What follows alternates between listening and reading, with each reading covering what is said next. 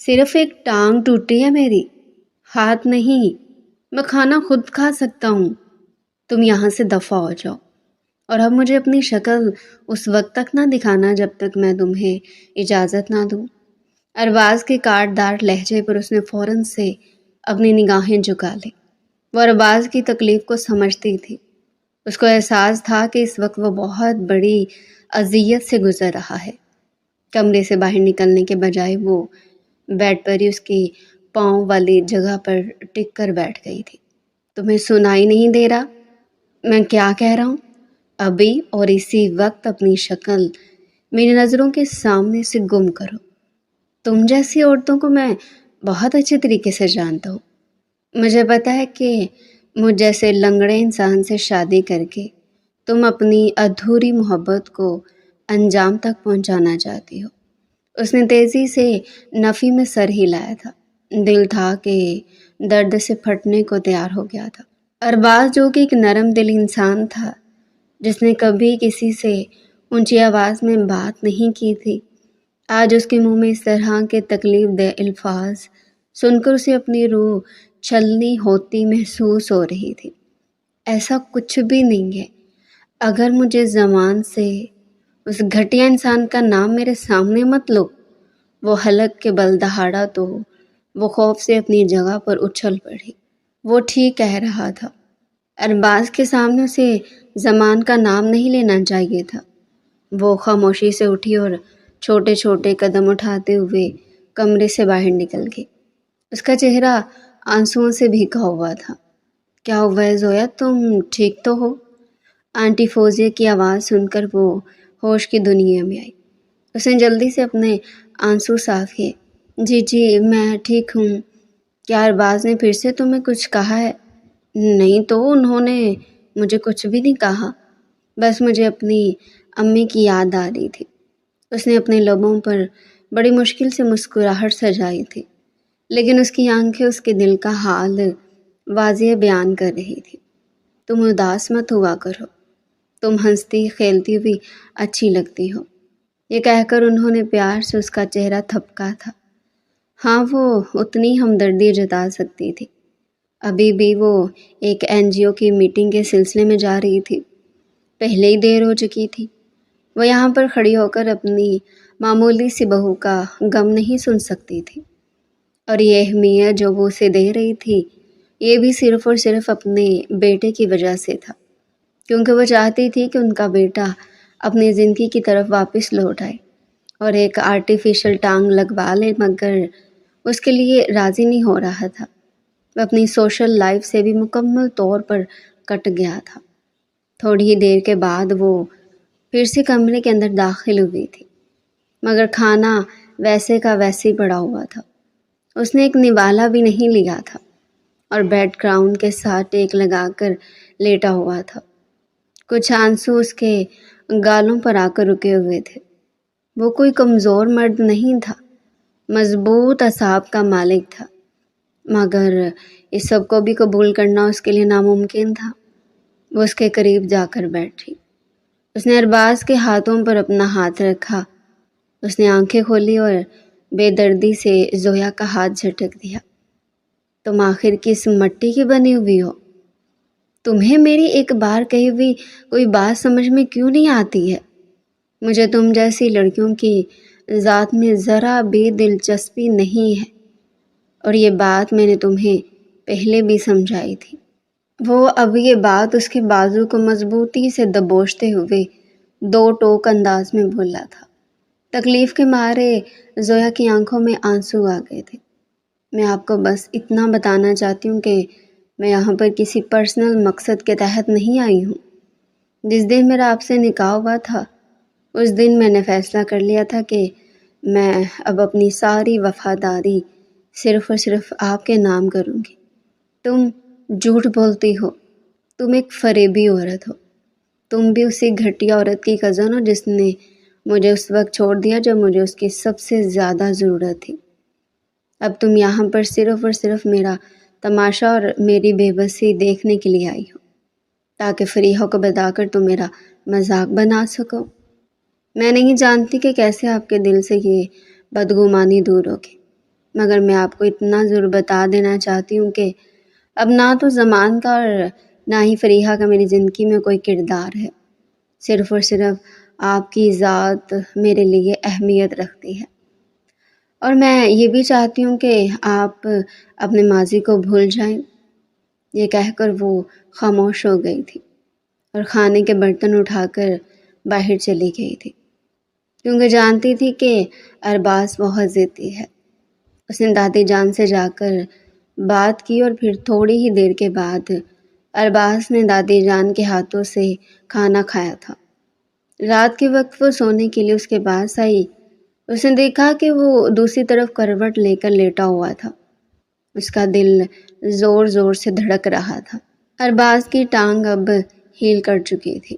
وہ بیساکھی کی مدد سے بھی چل سکتا تھا، لیکن موسٹلی اس کے لیے ویل چیئر کا استعمال کیا جاتا تھا۔ 6 فٹ سے نکلتا ہوا قد، مضبوط جسامت کا مالک وہ شخص اس وقت بے بسی کی زندہ مثال بنا ہوا تھا۔ وہ دھڑکتے ہوئے دل کے ساتھ بیڈ کی دوسری طرف آ کر بیٹھ گئی اور اپنی ٹانگیں بیڈ کے اوپر کر لی۔ وہاں پر صرف ایک ہی کمبل موجود تھا۔ یا میرے اللہ، یہ انسان سو رہا ہے، اگر یہ انسان جاگ گیا اس نے تو میری بوٹی بوٹی کر دینی ہے۔ یہ سوچ کر ہی وہ کانپ اٹھی تھی۔ دل ہی دل میں آیت الکرسی کا ورد کرتے ہوئے وہ تکیے پر سر رکھ کر لیٹ گئی تھی۔ ابھی آنکھیں موندی ہی تھی کہ ارباز کی آواز اس کے کانوں میں گونجی۔ وہ کچھ بڑبڑا رہا تھا۔ یقیناً وہ نیند میں تھا اور خواب میں کسی سے باتیں کر رہا تھا۔ وہ تجسس کے ہاتھوں مجبور ہو گئی تھی۔ ہمیشہ یہی تجسس تھا جو اس کو خوار کرتا تھا۔ ارباز نے اس کو سختی سے منع کیا تھا کہ میرے قریب مت آنا اور نہ ہی مجھے ہاتھ لگانا، ورنہ مجھ سے برا کوئی بھی نہیں ہوگا۔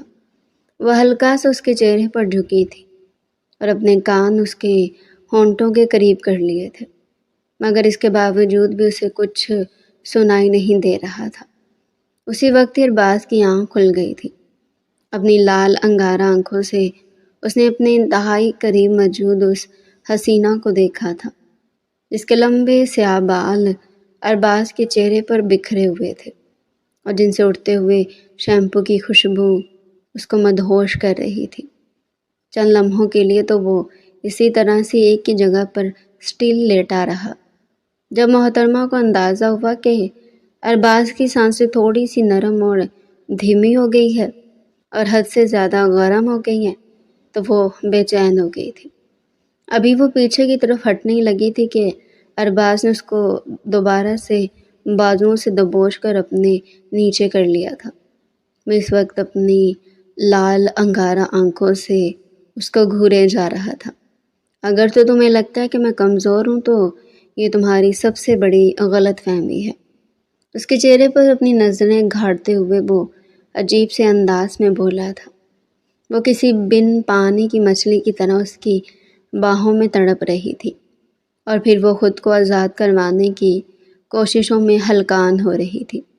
پلیز پلیز چھوڑیے مجھے، کیا سوچ کر تم میرے قریب آئی تھی جب میں نے تمہیں سختی سے منع کیا تھا؟ اس کے کانوں میں ہلکا سا جھکتا ہوا نفرت امیز لہجے میں بولا تھا۔ تمہیں کیا لگتا ہے کہ مجھ پر اپنے حسن کا جال پھینک کر تم مجھے اپنا دیوانہ بنا لو گے؟ اس کی گردن پر اپنی انگلی سے نشان بناتے ہوئے بولا تھا۔ وہ تڑپتے ہوئے نفی میں سر ہلانے لگے۔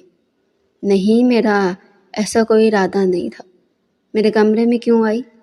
پھر سے کاٹدار لہجے میں سوال کیا گیا تھا۔ مجھے دادی جان نے کہا تھا۔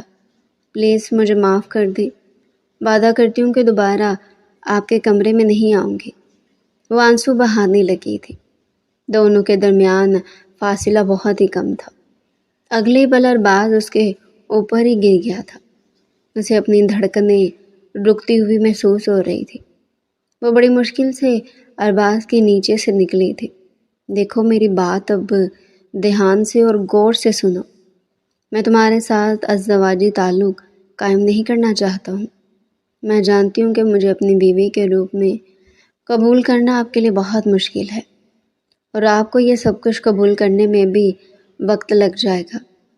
اگر تو آپ مجھے سمجھنے میں کامیاب ہو جاتے ہیں تو یہ میری خوش قسمتی ہوگی، ورنہ جو بھی آپ کا فیصلہ ہوگا وہ مجھے منظور ہوگا۔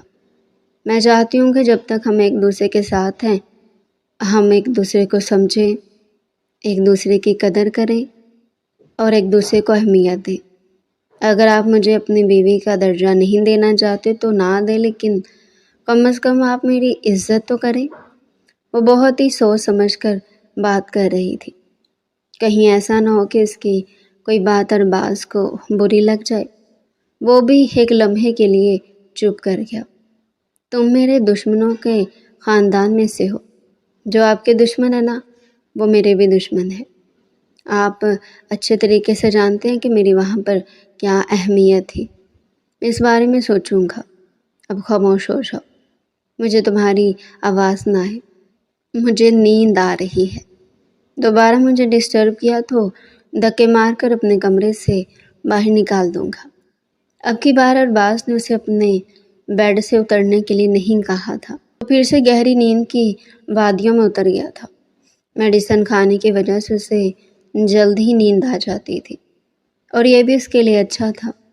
زویا کو اس کی زندگی میں آئے ہوئے تقریباً ایک ہفتہ گزر گیا تھا، اور یہ ہفتہ اس نے جس مشکل سے گزارا تھا یہ صرف وہی جانتی تھی، اور اس کا رب جانتا تھا۔ وہ ہر بات پر ہی صبر کر لیتی اور اس کے ہر تلخ رویے پر چپ ہو جاتی تھی، کیونکہ یہ فیصلہ اس کا اپنا تھا۔ اب اس نے اپنے فیصلے پر قائم رہنا تھا۔ زویا کے بابا کا 2 سال پہلے ایک ایروپلین کریش میں انتقال ہو گیا تھا۔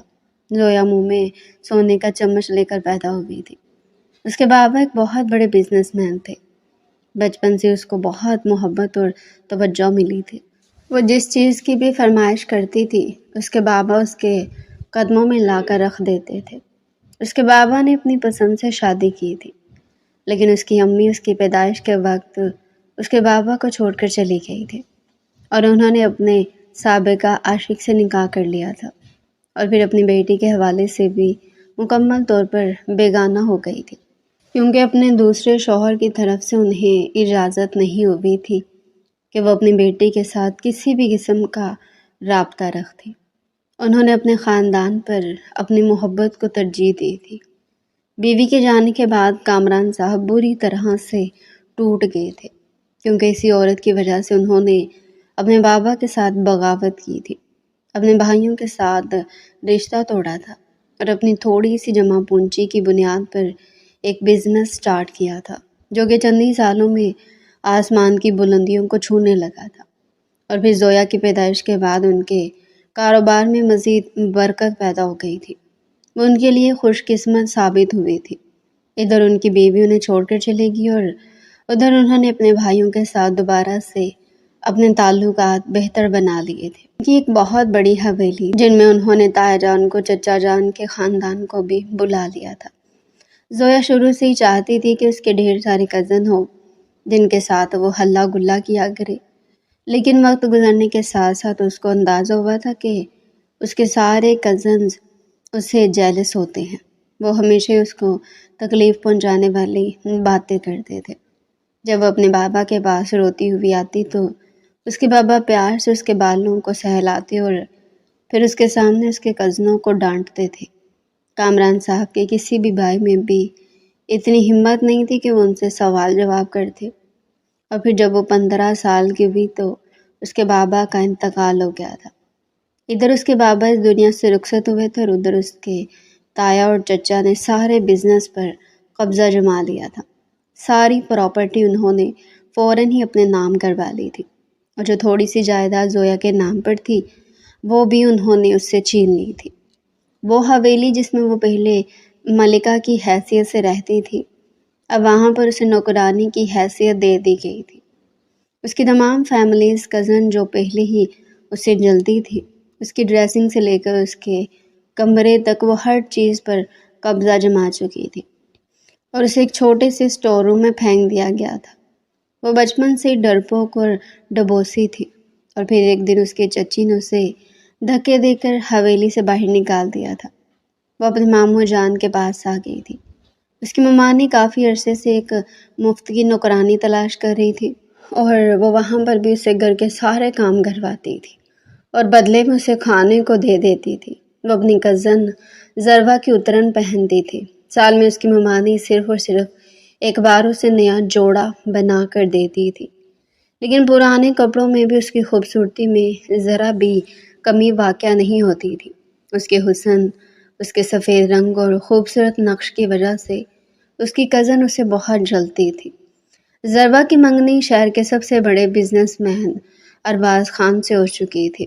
وہ جان بوجھ کر زویا کے سامنے اپنے منگیتر کی تعریفیں کرتی، اس کے لائے ہوئے تحائف کی نمائش کرتی تھی اور پھر اس کا مذاق بناتے ہوئے کہتی تھی، تمہاری شادی تو اماں کسی بڑے بڈھے سے کروائیں گی تاکہ بدلے میں موٹی رقم ملے۔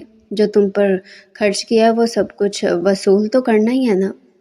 یہ کہتے ہوئے وہ ڈھٹائی سے ہنس دیتی تھی، جبکہ بدلے میں وہ بس دل پسینج کر رہ جاتی اور سوچتی اگر سچ میں ایسا ہو گیا تو۔ ارباز سافٹ نیچر کا مالک تھا، جبکہ اس کے مقابلے میں اس کی منگیتر ضربہ بہت ہی لڑاکو جھگڑالو قسم کی اور مطلبی عورت تھی، لیکن اس سب کے باوجود بھی وہ اس کو پسند کرتا تھا۔ یونیورسٹی کے زمانے سے وہ اس سے محبت کرتا تھا۔ وہ اس کی زندگی میں آنے والی پہلی عورت تھی اور وہ چاہتا تھا کہ وہ آخری عورت بنے۔ وہ دل و جان سے اس پر فدا تھا، اس کی ہر ضد پوری کرتا تھا۔ اگر وہ ناراض ہو جاتی تو ارباز کی جان پر بناتی تھی۔ اس کے گھر میں ڈیروں کے حساب سے پھول بھجواتا تھا، جن کو وہ نخرے سے ڈسٹ بن میں پھینک دیتی تھی۔ اسے ارباز سے ذرا بھی محبت نہیں تھی۔ اگر کل کو اسے ارباز سے بھی زیادہ امیر شخص ملتا تو وہ اسے چھوڑ کر فوراً ہی اس آدمی کے پاس چلی جاتی۔ یہ ساری باتیں وہ زویا کے سامنے بھی کر چکی تھی اور زویا کو اس پر غصہ بھی آتا تھا۔ حیرانگی بھی ہوتی تھی کہ آخر کوئی عورت کیسے اس قدر گر سکتی ہے۔ اتنا چاہنے والا شخص ملا تھا اسے اور وہ کتنی خود غرض بنی ہوئی تھی۔ ارباز سے صرف 2 یا 3 بار ہی اس کا سامنا ہوا تھا، کیونکہ اس کی ممانی نے اسے سختی سے منع کیا ہوا تھا۔ ان کو ڈر تھا کہیں ایسا نہ ہو کہ ان کا داماد ان کے شوہر کی بھانجی کا حسن دیکھ کر بہک جائے۔ ایک دن وہ گھر پر اکیلی تھی۔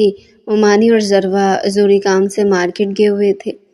اس کو سختی سے ہدایت کی گئی تھی اگر ان کی غیر موجودگی میں کوئی بھی حویلی آ جائے تو وہ دروازہ نہ کھولے۔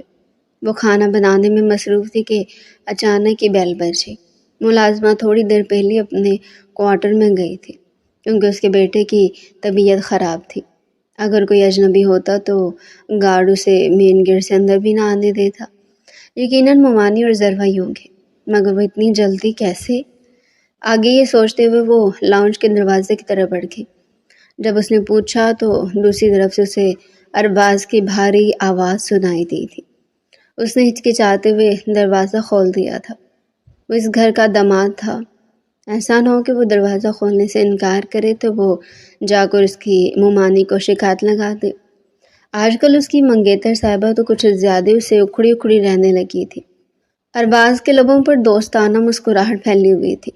اس کو چھوٹی بچی کی طرح ہی ٹریٹ کرتا تھا۔ کیسی ہو زویا؟ اس نے سرسری انداز میں سوال کیا۔ میں ٹھیک ہوں، اس نے کانپتے ہوئے لہجے میں جواب دیا۔ ڈری ہوئی کیوں ہو اتنی؟ Are you okay? جی۔ اس نے جلدی سے ہاں میں سر ہلا دیا تھا، لیکن اس کے باوجود بھی خوف اس کے چہرے سے صاف عیاں ہو رہا تھا۔ باقی سب گھر والے کہاں پر ہیں؟ وہ مارکیٹ گئے ہوئے ہیں، ابھی تھوڑی سی دیر میں آنے والے ہوں گے۔ آپ آئیے، لاؤنج میں بیٹھیے۔ اس نے اپنے آپ کو پرسکون کرنے کی پوری کوشش کی تھی اور اب اس کا لہجہ بھی کافی حد تک نارمل ہو گیا تھا۔ نہیں رہنے دو، میں چلا جاتا ہوں۔ ضربہ آئے تو اسے میرا بتانا۔ دراصل وہ پھر سے اس سے ناراض ہو گئی تھی۔ اس نے محترم ارباز کو ہر طرف سے بلاک کر دیا تھا اور یہ شاید وہ پہلی عورت تھی جس کی اس قدر جرأت تھی اور جس کو یہ سب کچھ کرنے کی اجازت دی گئی تھی، ورنہ وہ کسی کے بھی ناز نخرے برداشت نہیں کرتا تھا۔ آپ بیٹھیے نا، تھوڑی سی دیر میں وہ لوگ آنے والے ہوں گے۔ زویا کو یہ بھی ڈر تھا کہیں ایسا نہ ہو کہ وہ یہاں سے ناراض ہو کر چلا جائے اور پھر بعد میں ممانی صاحبہ اس کو ذلیل کرے۔ تم کون سی کلاس میں پڑھتی ہو؟ میں نے میٹرک تک پڑھا ہے، اس کے بعد پڑھائی چھوڑ دی تھی۔ اس نے حیرت سے زویا کی طرف دیکھا۔ ایسا کیوں؟ وہ حیران رہ گیا تھا۔ ماموں نے اجازت ہی نہیں دی ہے۔ یہ الفاظ اس کے منہ سے پھسلے، تبھی اس نے فوراً ہی اپنے لبوں پر ہاتھ رکھ دیا تھا۔ آنکھیں خوف سے پھیل گئی تھی۔ پلیز پلیز آپ اس بارے میں ان سے مت پوچھیے گا، آپ ذرا کو بھی نہ بتائیے گا۔ وہ پینک کر گئی تھی۔ ریلیکس ہو جاؤ، میں کسی کو کچھ بھی نہیں بتاؤں گا۔ اس کے بعد اسے چھوٹے چھوٹے سوال کرتا رہا تھا، جن کا وہ بہت ہی محتاط انداز میں جواب دے رہی تھی۔ سامنے بیٹھے ارباز کو بھی اندازہ ہو گیا تھا کہ یہاں پر اس کی حیثیت ایک معمولی سی نوکرانے کی سوا اور کچھ بھی نہیں ہے۔ شام کے وقت وہ ضرورہ کو منانے میں کامیاب ہو گیا تو اس نے اسے سب سے پہلے یہی بات کی تھی، یار تمہاری کزن تو بہت ہی انٹیلیجنٹ ہے۔ میں نے اسے 2-3 کویسچن کیے تو اس نے فوراً ہی مجھے ان سوالوں کے جواب دے دیے۔ یہ تو بہت آگے تک جائے گی۔ کون سی کلاس میں پڑھتی ہے وہ؟ اس کو پڑھنے کا کوئی شوق نہیں ہے، وہ گڑبڑاتے ہوئے بولی تھی۔ ارے ایسا کیسے ہو سکتا ہے؟ اگر اسے شوق نہیں ہے تو تم اس کے اندر یہ شوق پیدا کرو نہ، تم کس لیے ہو؟ وہ نارمل سے انداز میں اس سے باتیں کر رہا تھا اور اس کو اکسا رہا تھا کہ وہ اپنی کزن کے لیے سٹینڈ لے، مگر سامنے بھی ضربہ بیگم تھی جو اپنی کزن کی ذرا سی تعریف سن کر جل کے مارے راکھ ہونے کے قریب ہوئی۔ اس کا بس نہیں چل رہا تھا کہ وہ زویا کی گردن توڑ ڈالے۔ جیسے وہ حویلی کے اندر داخل ہوئی، اسے اونچی اونچی آواز میں زویا کو پکارنا شروع کر دیا تھا۔ کہاں پر ذلیل عورت، ذرا میرے پاس آؤ، میں تمہیں سبق سکھاتی ہوں۔ تم خود کو سمجھتے کیا ہو؟ ایک تو ہم نے تم پر احسان کر کے تمہیں اپنے گھر پر جگہ دی ہوئی ہے، اور دوسرا تم میرے ہی شوہر پر ڈورے ڈال رہی ہو۔ ارے کیا ہو گیا؟ کیوں غصہ کر رہی ہو تم؟ مومانی نے اپنی بیٹی کو اس قدر غصے میں دیکھا تو پوچھے بغیر نہ رہ سکے۔ اس نے ارباز پر ڈورے ڈالنے کی کوشش کی اور اب وہ اس کی تعریفوں میں زمین آسمان کے کلابے ملا رہا ہے۔ اماں، اگر اس کی وجہ سے میرا گھر ٹوٹا تو میں اس کو جان سے مار دوں گی۔ زویا جب باہر نکلی تو وہ اس کے بالوں کو پکڑ کر اس کو زور زور سے جھٹکے دینے لگی۔ زویا تکلیف کی وجہ سے اونچی اونچی آواز میں چلا رہی تھی۔ اگلی پل اس نے زویا کے لبوں پر ہاتھ رکھ دیا تھا اور اس کی آواز دبانے کی کوشش کی تھی۔ مومانی کو نہ جانے کیسے اس لڑکی پر ترس آ گیا تھا۔ انہوں نے آگے بڑھ کر اپنی بیٹی کو زویا سے دور کیا۔ پاگل تو نہیں ہوگی ہو؟ کیا اس کو جان سے مارنے کا ارادہ ہے؟ ہاں، میں اس کو جان سے مار دوں گی۔ انہوں نے زویا کو کمرے میں جانے کے لیے کہا۔ پاگلوں جیسی حرکتیں نہ کیا کرو۔ اگر تمہارے بابا نے تمہیں یہ سب کچھ کرتے ہوئے دیکھ لیا تو وہ تم سے بہت خفا ہوں گے۔ آج کل انہیں بھی اپنی بھانجی کی فکر ہونے لگی ہے، پتہ نہیں کیا ہو گیا ان کو۔ خیر چھوڑو، میں سب کچھ سنبھال لوں گی۔ تو مجھے یہ بتاؤ، کیا تم نے شادی کا ڈریس فائنل کر دیا ہے؟ ماما وہ میں کل جا کر لوں گی، فی الحال میرا موڈ نہیں ہو رہا، میں بہت تھکی ہوئی ہوں، اپنے کمرے میں جا کر ریسٹ کرنا چاہتی ہوں۔ اب دوبارہ اس کو میرے شوہر کے سامنے مت لے کر جائیے گا، ورنہ میں اس کی جان لے لوں گی۔ ہاں ہاں بے فکر ہو جاؤ، میں اس کو منع کر دوں گی۔ اسی رات ہی ارباز کا ایکسیڈنٹ ہوا تھا۔ جب حویلی والوں کو خبر ملی تو سب سے زیادہ پریشان ہونے والی ذات زویا کی تھی۔ ارباز سے باتیں کر کے اسے بہت اچھا لگا تھا، اور وہ واقعی ایک جینٹل مین تھا جو عورت کی عزت کرنا جانتا تھا۔ جہاں تک ضربہ کا سوال تھا تو وہ نارمل سی یوں لگ رہا تھا جیسے اسے کوئی فرق ہی نہ پڑ رہا ہو۔ اگر یہ مر جاتا ہے تب بھی میرا فائدہ، اور اگر زندہ بچ جاتا ہے تب بھی میرا فائدہ۔ فضول باتیں بند کرو، اگر کسی نے سن لیا تو قیامت آ جائے گی۔ کیا ہو گیا ماما؟ آپ کیوں اتنی ٹینشن لے رہی ہیں؟ کوئی بھی نہیں سن رہا۔ ویسے اگر میں آپ کو عبدالوہاب کے بارے میں بتاؤں تو آپ امپریس ہو جائیں گے۔ ماما، اس کی کمپنی صرف پاکستان میں نہیں بلکہ لندن میں اور کینیڈا میں بھی، وہ ایک بہت ہی امیر شخص ہے۔ ہاں عمر میں تھوڑا سا بڑا، لیکن یہ سب کچھ تو چل ہی جاتا ہے۔ شرم کر جاؤ، 1 ہفتے کے بعد تمہاری شادی ہے۔ شادی تو اس وقت ہوگی نا جب میرا ہونے والا شوہر زندہ بچے گا۔ خیر مجھے نیند آ رہی ہے اور میں بہت تھک بھی گئی ہوں، مجھ سے یہ ڈرامے بازی نہیں ہوتی ہے، میں گھر جا رہی ہوں، آپ بھی آ جائیے گا۔ وہ اسپتال سے گھر واپس چلی گئی تھی۔ جیسی وہ حویلی کے اندر داخل ہوئی، زویا نے بے چینی سے سوال کیا، کیسے ہیں وہ؟ فی الحال تو موت کے قریب ہیں، صبح تک اپنی موت سے جا ملیں گا۔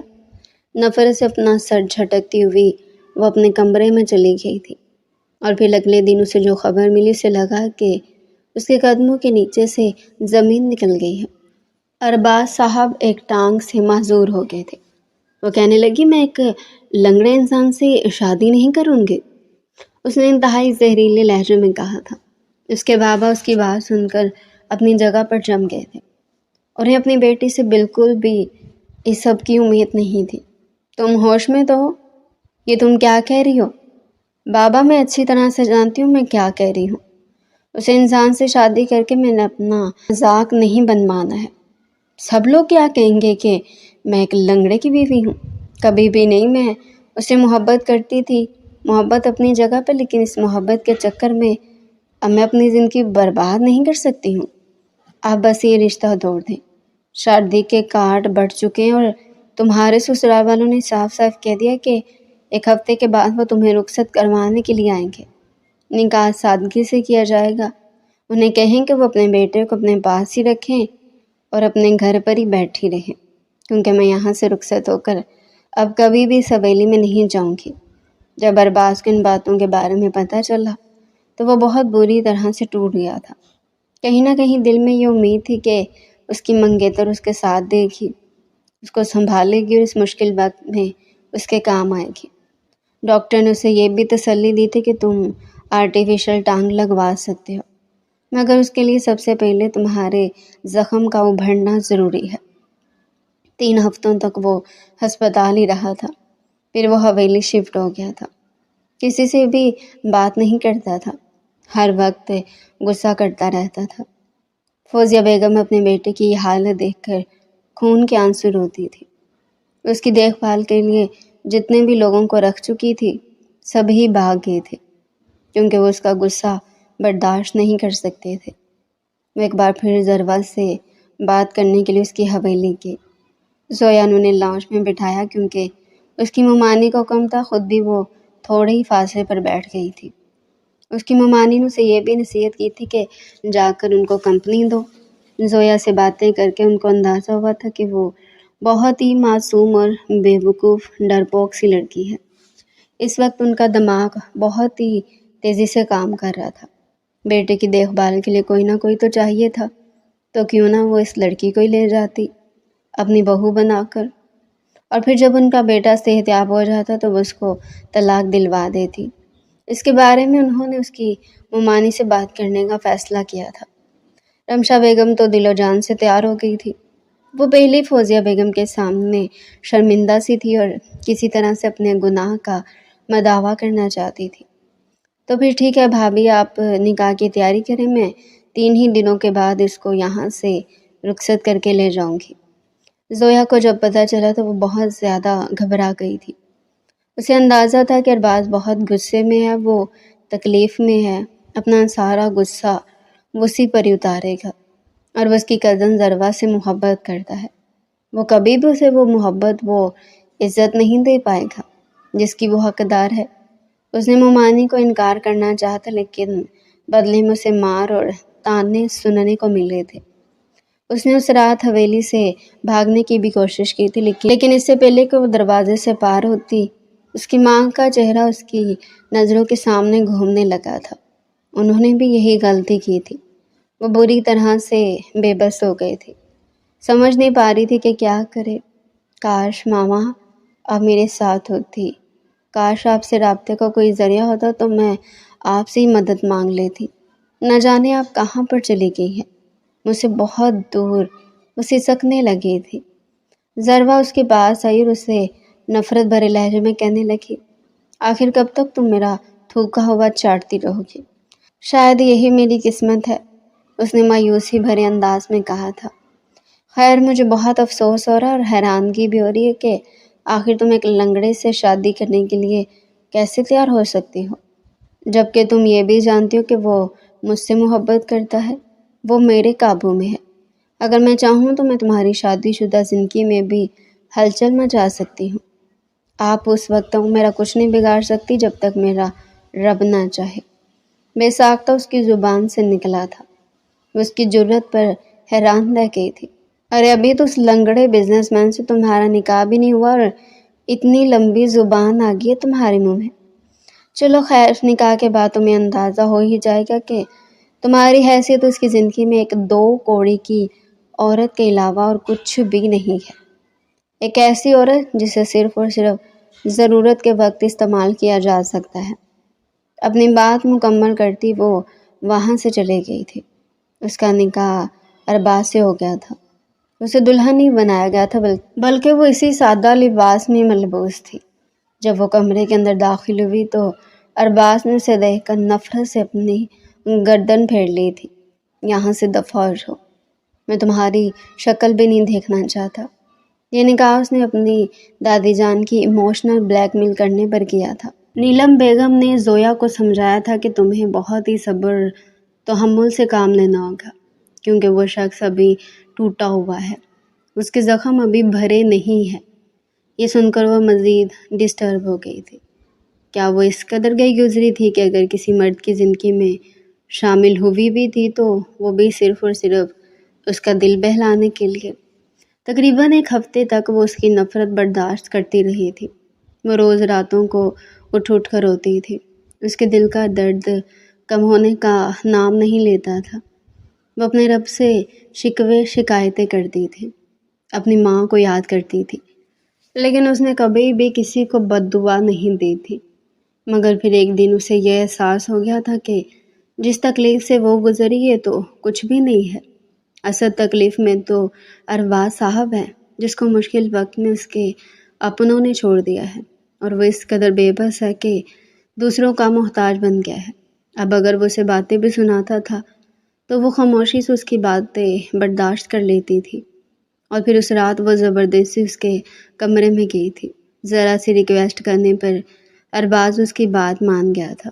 صبح جب وہ سو کر اٹھی تو اس نے دیکھا ارباز اس کے کندھے پر سر رکھے سو رہا تھا۔ اس کا سر اٹھانے لگی تھی کہ وہ ذرا سا کسمسایا۔ اس کی سانسوں کی تپش اپنی گردن پر محسوس کر رہی تھی۔ اس نے ارباز کے بالوں میں انگلیاں چلانا شروع کر دی تھی۔ اس کے بال گھنگریالے تھے، بہت گھنے بھی تھے۔ اسے لڑکوں کے ایسے بال پسند تھے۔ ٹائم دیکھو، کیا ہو گیا ہے؟ مجھے بھوک لگ رہی ہے، میرے لیے ناشتہ بناؤ۔ اس کے کندھے سے سر اٹھاتے ہوئے اس کی آنکھوں میں ایک لمحے کے لیے دیکھتے ہوئے بولا تھا۔ مجھ سے نارمل انداز میں بات کر رہا تھا۔ وہ مسکرا دی تھی۔ میں ابھی آپ کے لیے ناشتہ بناتی ہوں۔ وہ جاننے لگی تھی کہ ارباز نے اسے پکارا۔ سنو جی، ایک لفظی جواب موصول ہوا تھا۔ جب تک ہم دونوں ایک ساتھ رہیں گے، دوستانہ انداز میں رہیں گے، اور میں چاہتا ہوں کہ اس دوران تم اپنے دل میں کسی بھی قسم کی کوئی غلط فہمی پیدا نہ کرو، کیونکہ میں اس کا ذمہ دار نہیں ہوں گا۔ ٹھیک ہے، میں سمجھ گئی ہوں، اسے اپنی گردن جھکاتے ہوئے مؤدبانہ انداز میں کہا تھا۔ اس کے لیے اتنا ہی کافی تھا کہ ارباز نے اپنا رویہ بہتر بنا لیا تھا۔ شام کے وقت وہ اسے ویل چیئر پر بٹھا کر لان میں لے کر گئی تھی اور اسے چھوٹی چھوٹی باتیں کر رہی تھی۔ وہ اسے اس کے بچپن کے قصوں کے بارے میں پوچھ رہی تھی، اور جب بھی کوئی ایسا موڑ آتا جس میں ذروا کا ذکر ہونے کا اندیشہ ہوتا تو وہ بہت ہی خوبصورتی سے بات کو تبدیل کر دیتی تھی، اور یہ محسوس کرتے ہوئے ارباز بھی دھیمے سے انداز میں مسکرا دیتا تھا۔ تمہیں پھول پسند ہے؟ ارباز نے اسے سرسری انداز میں پوچھا تھا۔ پھول کس کو پسند نہیں ہوتے؟ مجھے پھول بہت اچھے لگتے ہیں۔ تمہاری سالگرہ کب ہوتی ہے؟ کیا تم نے کبھی اپنی سالگرہ منائی ہے؟ جب تک میرے ماما بابا زندہ تھے تب تک وہ بہت ہی دھوم دھام سے میری سالگرہ منایا کرتے تھے۔ حویلی میں ایک بہت بڑا جشن کیا جاتا تھا، جہاں پر میں اپنی سہیلیوں کو بھی بلاتی تھی اور باقی سب کزن بھی شریک ہوتے تھے۔ لیکن جب سے ماما بابا کا انتقال ہوا تب سے میں اپنی سالگرہ کی ڈیٹ بھی بھول جاتی ہوں، اور پھر وہ بھی اس کے ماضی کے بارے میں سوال کرنے لگا تھا۔ جیسے جیسے وہ اس کی کہانی سنتا گیا، ارباز کو لگتا گیا کہ کوئی اس کے دل کو اپنی مٹھی میں دبوچ رہا ہو۔ اس لڑکی نے اس قدر تکلیف میں زندگی گزاری ہوگی، اس نے کبھی اپنے خواب میں بھی نہیں سوچا تھا۔ مگر اس کے باوجود وہ جب بھی اس لڑکی کو دیکھتا تھا تو اس کے چہرے پر سکون پھیلا ہوتا تھا۔ تم نے کبھی کسی سے کمپلین کیوں نہیں کی؟ میں کس سے کمپلین کرتی؟ اگر شکایت لگاتی تو وہ مجھے گھر سے بے دخل کر دیتے۔ آپ کو کیا پتا باہر کی دنیا کس قدر گھٹیا اور خطرناک ہے۔ کم از کم اس گھر میں میری عزت کو تو تحفظ تھا۔ اگر وہاں سے نکل جاتی تو میری عزت بھی نہ رہتی۔ بیگم صاحبہ، کوئی زمان صاحب آپ سے ملنے کے لیے آئے ہیں، انہیں کہہ دو کہ میں نے ان سے نہیں ملنا، وہ یہاں سے چلے جائیں۔ اس نے دو ٹوک انداز میں کہا تھا۔ ملازمہ اس بات میں سر ہلاتی ہوئی وہاں سے چلی گئی تھی۔ دراصل زویا کا ایک کزن تھا جو کہ اس کے چچا جان کا بیٹا تھا، زمان۔ اس کے نکاح کے 2 دن پہلے وہ اس کا رشتہ مانگنے کے لیے حویلی آیا تھا۔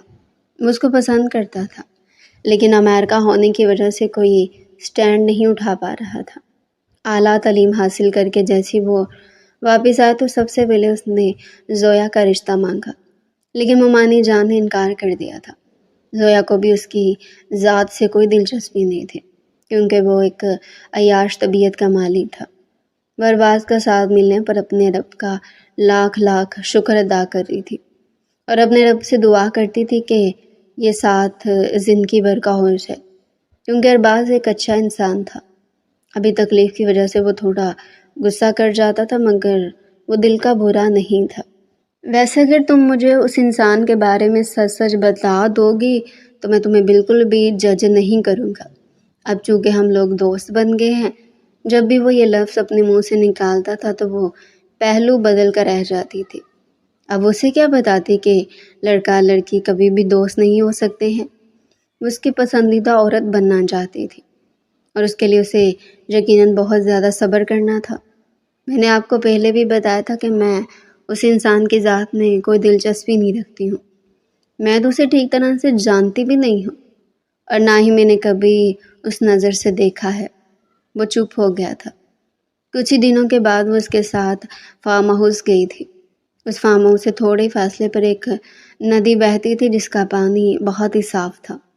وہ لوگ اسی ندی کنارے بیٹھے ہوئے تھے۔ ارباز کو پہلی بار اس چیز کا اندازہ ہوا تھا کہ وہ لڑکی بہت زیادہ بولتی ہے، جبکہ وہ خاموش تھی، اس کو سنتا رہتا تھا۔ وہ نہ چاہتے ہوئے بھی اس کا مقابلہ اپنی سابقہ منگیتر سے کر رہا تھا۔ ضربہ کم بولتی تھی، لیکن جب بھی بولتی تھی پیسوں کی ہی بات کرتی تھی۔ اس کی باتیں گولڈ سے شروع ہو کر گولڈ پر ہی آ کر ختم ہو جاتی تھی۔ کبھی کبھار تو وہ ایگزاسٹیز ہو جاتا تھا۔ اسے کبھی بھی ارباز کے ساتھ مل کر اپنی شادی کی پلاننگ نہیں کی تھی، بلکہ وہ صرف اور صرف شاپنگ کی ہی باتیں کرتی رہتی تھی۔ ادھر محترمہ نے شادی کے بعد اسے ایک پھوٹی کوڑی بھی نہیں مانگی۔ تھوڑی یہ بات بھی وہ نوٹ کر رہا تھا کہ وہ مسلسل 3 جوڑے بدل بدل کر پہن رہی ہے۔ تمہارے پاس کپڑے نہیں ہیں تو تم نے مجھے بتایا کیوں نہیں؟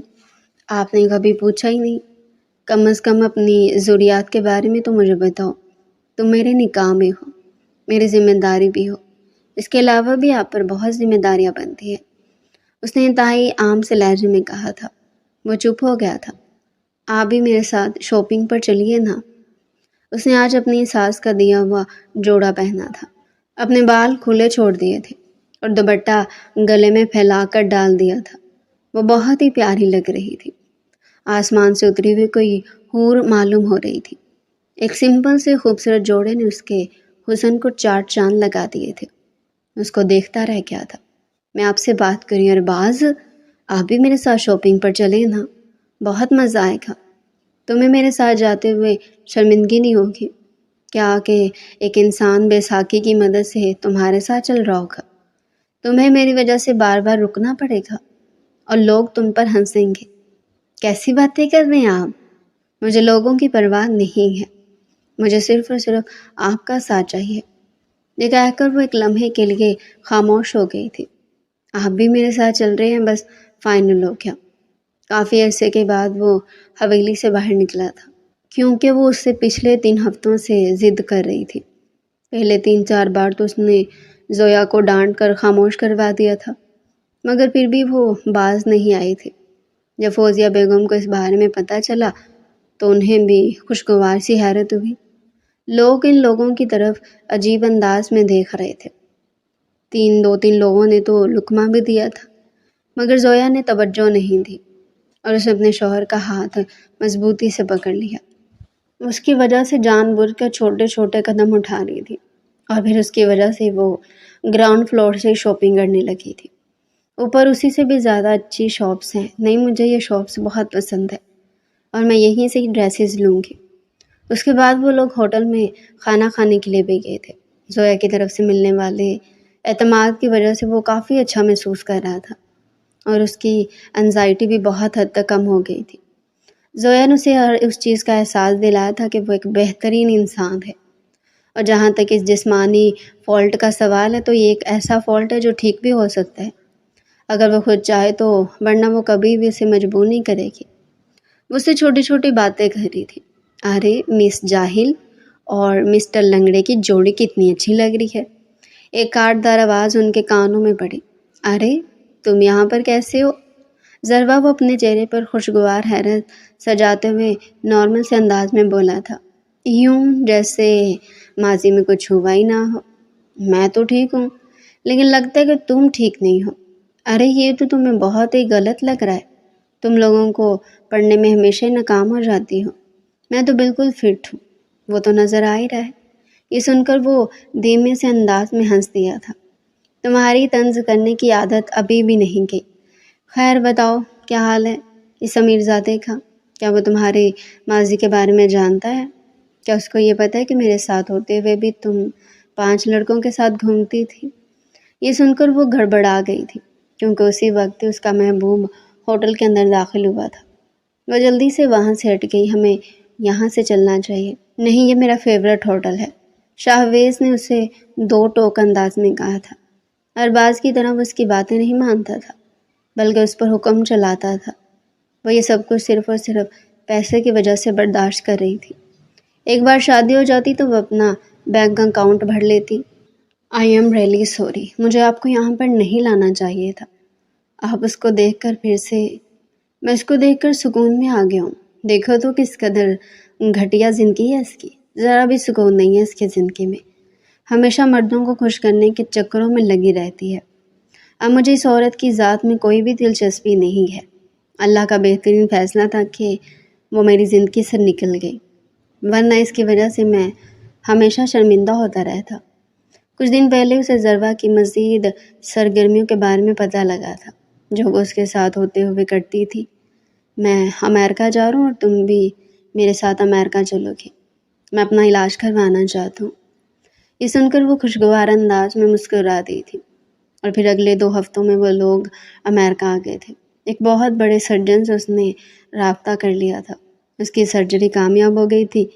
फिजियोथेरापिस्ट और ज़ोया की कोशिशों की वजह से वो अपनी दोनों टांगों पर चलने लगा था। रात का वक्त था। वो दोनों लंदन की सड़कों पर वॉक कर रहे थे। ज़ोया आजकल सिर्फ इसी बारे में सोचती रहती थी कि अगर उस शख्स ने उसका हाथ छोड़ दिया तो वो क्या करेगी। उस रात उसकी ये गलतफहमी भी दूर हो गई थी। वो एक घुटने पर बैठा और अपने कोट से फूल निकालकर उसकी तरफ बढ़ाते हुए बोला, मोहतरमा ज़ोया साहिबा, मैं आपसे बेतहाशा मोहब्बत करता हूँ और चाहता हूँ कि अपनी सारी ज़िंदगी आपके साथ गुजारूँ। क्या आप मेरा हाथ थामना पसंद करेंगी? उसे एक लम्हे के लिए अपने कानों पर यकीन ही नहीं आया था। वो भीगी हुई आंखों से मुस्कुराती थी। उसके हाथों से वो फूल थाम लिया था। अरबाज इस जैसे हीरे को मरकर भी नहीं खो सकता था, वरना ही उसकी ज़िंदगी का नाकाबिले तलाफ़ी नुकसान होता। उसे ज़ोया की अहमियत का पता चल चुका था। फौजिया बेगम को भी बाद में उस पर कोई एतराज़ नहीं हुआ था। ज़रवा साहिबा को शादी के बाद पता चला कि उनका शौहर एक नफ्सियाती इंसान है, लेकिन अब उसके पास फ़रार का कोई रास्ता भी नहीं था। उनके निकाह नामे पर यह भी शर्त रखवाई गई थी कि वो कभी भी अपने शौहर से तलाक नहीं लेगी। वो अब एक ऐसे अज़ियतनाक जाल में फंस चुकी थी जहाँ से निकलना मुश्किल ही नहीं, नामुमकिन था। अरबाज और ज़ोया अब अपनी ज़िंदगी में बहुत खुश थे। ये बात ज़रवा तक पहुँची तो उसे बहुत तकलीफ़ हो रही थी। फिर 1 महीना वो अमेरिका ही रहे, क्योंकि अरबाज चाहता था कि वो ज़ोया के साथ घूमे फिरे, इंजॉय करे। फिर वापस जाकर उसे अपना बिज़नेस भी तो देखना था, इसलिए वो ये मौका हाथ से जाने नहीं देना चाहता था। वो उस पल को यादगार बनाना चाहता था। अब उसे बहुत अच्छे से एहसास हुआ था कि वो ज़ोया के बगैर नहीं रह सकता। 1 महीना खूब इंजॉय करने के बाद वो लोग वापस आ गए थे। دادی اور ارباز کی ماں بہت خوش تھی، اور دادی کو تو زویا پر بہت پیار آ رہا تھا۔ کتنی ہی دیر وہ اسے سینے سے لگائے پیار کرتی رہی۔ بیٹا، سب کچھ تمہاری وجہ سے ہوا ہے۔ اگر تم نہ ہوتی تو ارباز کبھی بھی سرجری کے لیے راضی نہ ہوتا۔ ادھر ضربا کے شوہر کو کاروبار میں ایسا زوال آیا کہ زندگی کا رنگ ہی بدل گیا۔ کبھی وہ دن تھے جب ان کے گھر میں نوکر چاکر کی بھرمار تھی۔ ضربا کے شوہر کا بزنس اچانک زوال کا شکار ہو گیا۔ ایک کے بعد ایک نقصان ہوتا گیا۔ ورکرز کو تنخواہ نہیں ملی تو انہوں نے ٹھیک طرح سے کام کرنا چھوڑ دیا۔ ضربا کے شوہر نے جب بینک سے قرض لیا تو وہ بھی ٹائم پر نہ دے سکا، اور پھر جب بینک نے قرض واپس مانگ لیا اور جن دوستوں پر وہ بھروسہ کرتا تھا وہ بھی ایک ایک کر کے کنارہ کشی اختیار کرنے لگے۔ ضربا کے شوہر نے ہر ممکن کوشش کی کہ کاروبار کو سنبھالا جائے، لیکن قسمت شاید ان پر بند ہو چکی تھی۔ ان دنوں میں ضربا نے پہلی بار اپنے شوہر کے چہرے پر مایوسی اور شکستگی دیکھی، ورنہ وہ تو کافی لاؤبالی اور عیاش قسم کا انسان تھا۔ پہلے پہل تو ضربا کو یقین ہی نہیں آیا کہ حالات اتنے خراب ہو سکتے ہیں۔ اسے لگا شاید وقتی مسئلہ ہے، سب کچھ جلدی ٹھیک ہو جائے گا، مگر جب شوہر نے ایک روز کہا کہ اب گھر کے کچھ نوکروں کو فارغ کرنا پڑے گا کیونکہ تنخواہیں دینا ممکن نہیں رہا، تو ضربا کے دل میں ہلچل مچ گئی۔ اس کے لیے سوچنا بھی مشکل تھا کہ وہ کام جو ہمیشہ کسی نوکرانی سے کرواتی تھی اب خود کرے گی۔ ایک ایک کر کے سب نوکر رخصت ہو گئے۔ پہلے مالی گیا، پھر باورچی، پھر ڈرائیور، اور آخر میں ضربا کی نوکرانی بھی۔ اب گھر میں بالکل خاموشی محسوس ہوتی تھی۔ اب ضربا کا شوہر اتنا نقصان ہو جانے پر ہر وقت بدمزاج اور چڑچڑا سا رہتا تھا۔ ڈانٹتا تو وہ اپنی بیوی کو پہلے بھی بہت تھا، لیکن اب وہ اسے اور بھی بہت زیادہ پریشان کرتا تھا۔ اب ضربا کو اپنی زندگی مشکل لگنے لگی تھی، لیکن وہ کسی بھی صورت و شک سے طلاق نہیں لے سکتی تھی۔ گھر کے سب کام بھی وہ خود کرتی تھی۔ زویا اپنی لائف میں بہت خوش تھی۔ ارباز نے آفس جانا شروع کر دیا تھا۔ وہ ایک بار اپنے ماموں سے ملنے گئی تھی، وہاں حالات کافی بدل گئے تھے۔ اس کی ممانی نے اس کی بہت خاطر تواضع کی تھی۔ وہ حیران ہوئی تھی۔ ماموں بھی بہت خلوص سے ملے تھے۔ آج تو ممانی نے اس کی پسند کا کھانا بنایا تھا اور اسے کہا تھا کہ ارباز کو بھی بلا لو۔ ارباز بھی کچھ دیر تک آ گیا تھا۔ پھر جب وہ لوگ کھانے سے فارغ ہوئے تو زویا کے ماموں ارباز لاؤنج میں بیٹھ کر باتیں کرنے لگے، جبکہ وہ اور ممانی کچن میں تھی۔ وہ اپنی ممانی کو کچن سمیٹنے میں ان کی مدد کر رہی تھی۔ تبھی اچانک اس کی ممانی نے اس کے آگے ہاتھ جوڑ دیے۔ زویا، مجھے معاف کر دو، اور ضربا کو بھی معاف کر دو۔ وہ بہت مشکل حالات سے گزر رہی ہے۔ اس کے گھر کے حالات بہت خراب ہیں۔ ہم نے تمہارے اوپر بہت ظلم کیے تھے، ہمیں اسی کی سزا ملی ہے۔ وہ رو رہی تھی۔ نہیں ممانی، آپ بڑی ہیں۔ میں نے رب کے لکھے کو قبول کر لیا تھا، اور پھر آپ نے جیسا بھی سلوک کیا، کم از کم آپ نے مجھے اپنے گھر تو رکھا تھا۔ مجھے لوگوں کی گندی نظروں سے تو پناہ ملی تھی۔ میرے لیے یہی بہت تھا۔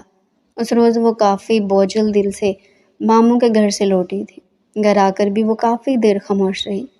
اس کے چہرے پر پریشانی صاف نظر آ رہی تھی۔